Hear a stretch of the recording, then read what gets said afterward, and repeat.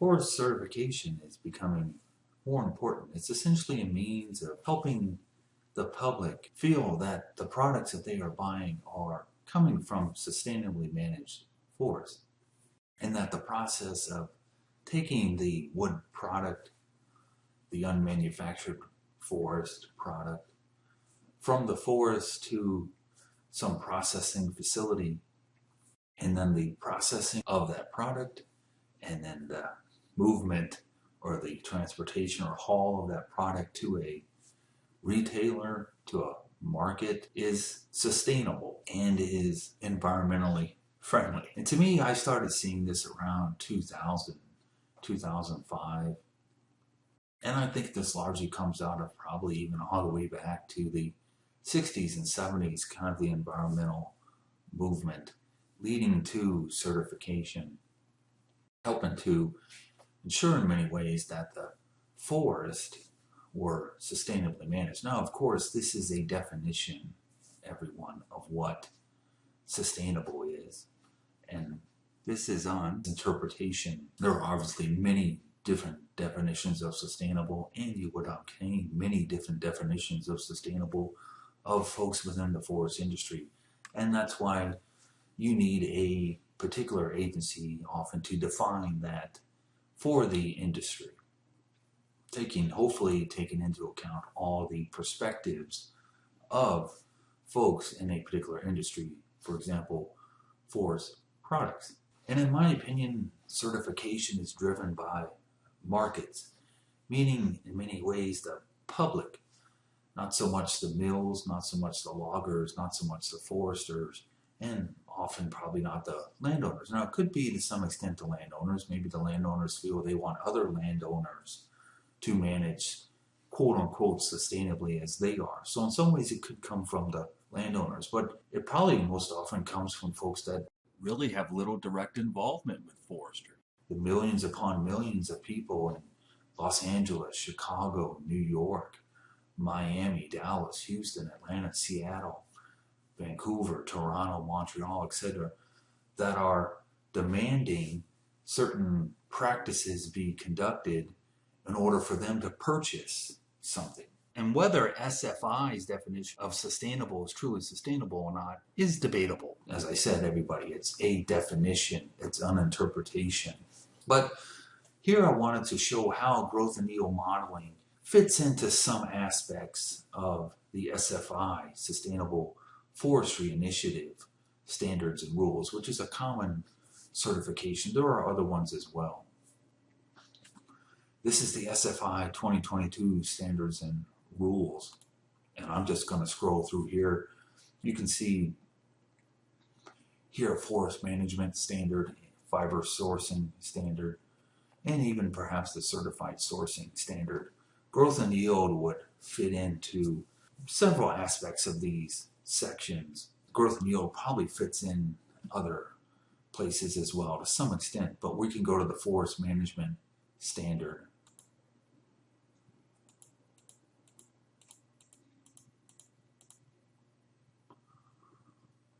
So here's the forest management standard, section 2, and it has several objectives.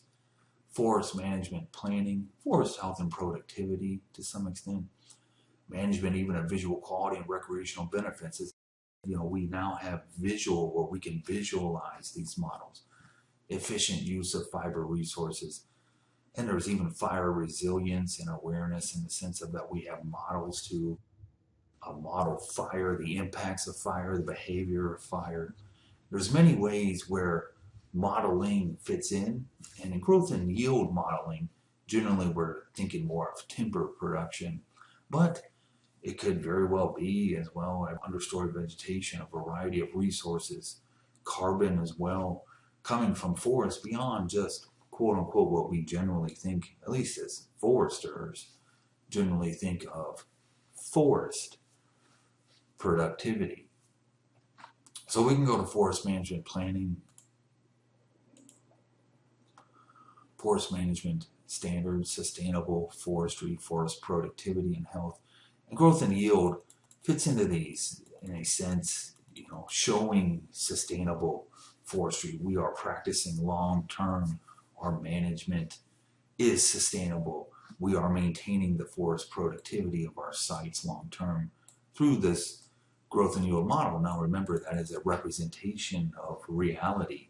But through modeling, we can show that if we indeed believe this model represents reality, we can show that our management practices are sustainable through time. Forest management planning to ensure forest management plans include long-term sustainable harvest levels and measures to avoid forest conversion or afforestation of ecologically important areas. Why it matters: ensures that we grow more trees than we harvest, guaranteeing that forests will last for future generations. And I've heard this many times, everybody, sustainable, that what we do today we can do into the future. And that is no doubt important. Forest health and productivity, reforestation, afforestation, and why it matters. In growth and yield modeling and harvest scheduling, we can show reforestation, that we are reforesting. We can show afforestation, how certain land uses that are not currently in forest are being converted over into forest, how that's impacting the landscape through time and the models. Management of visual quality.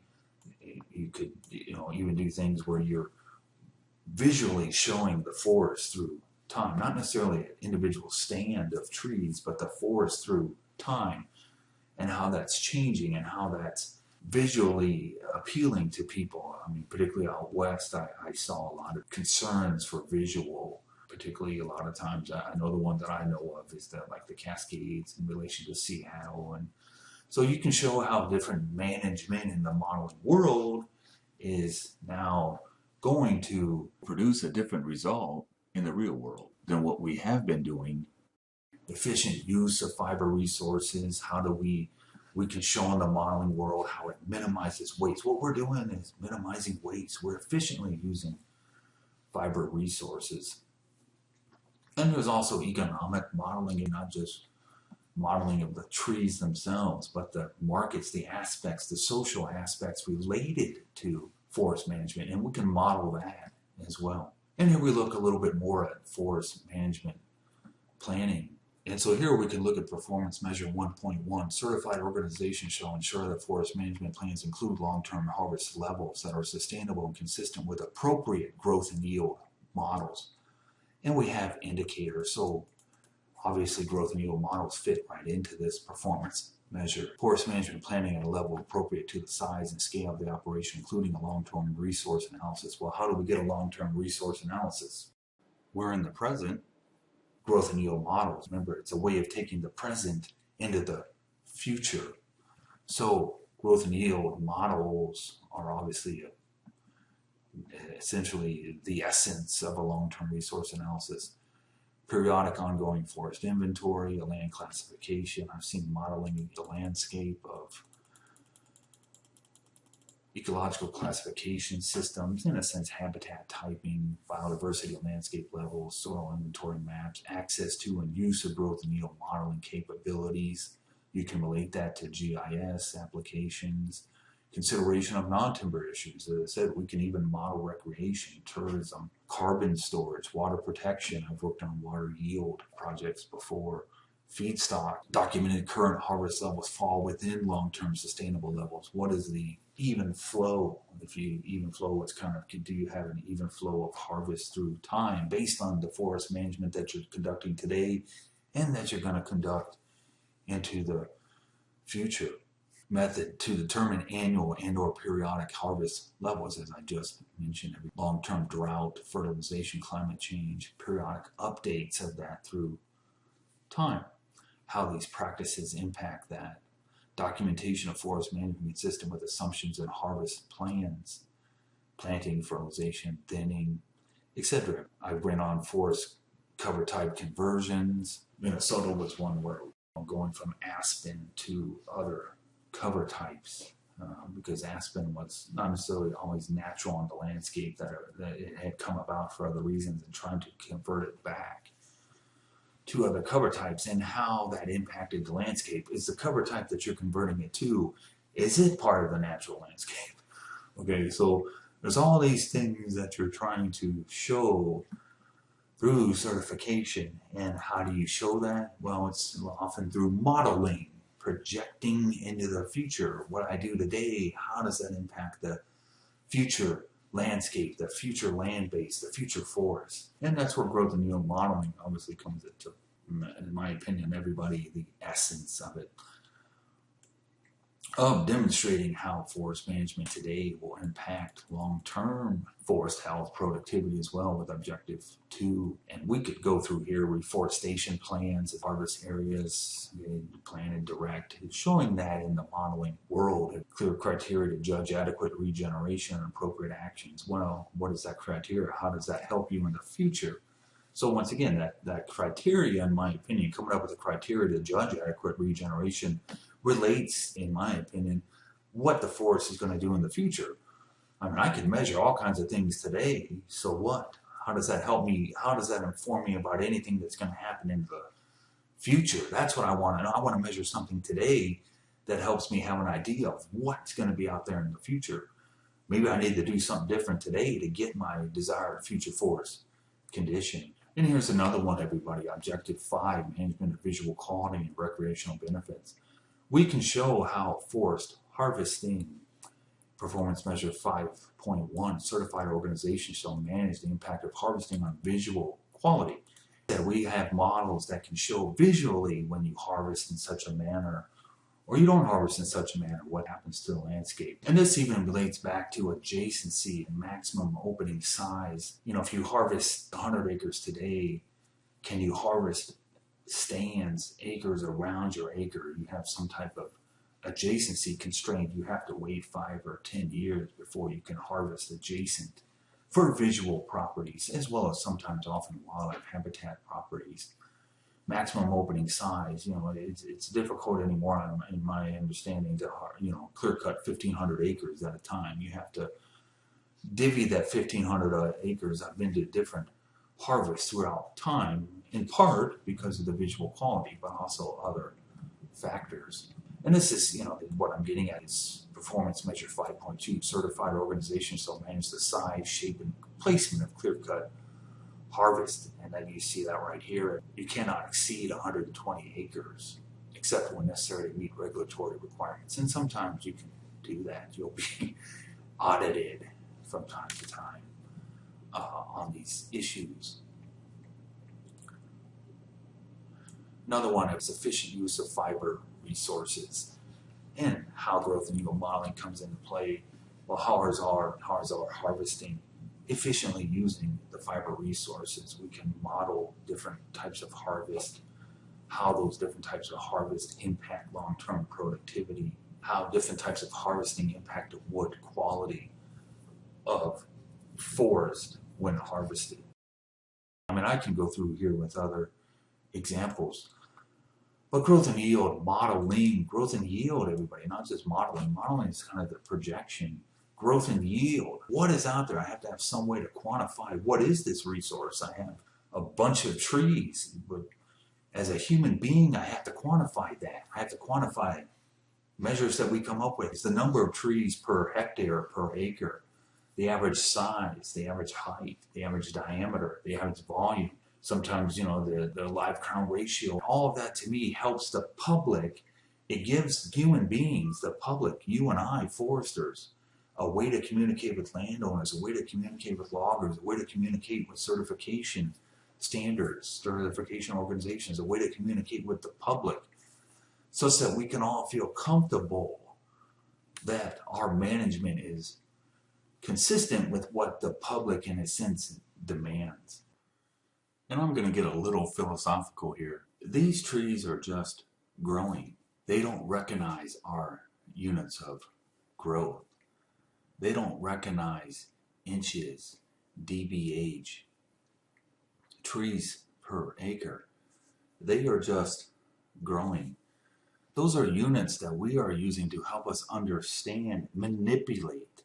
To me, the big thing with growth and yield is quantifying what these trees are to help us manipulate them for some management objective, some desired future forest condition.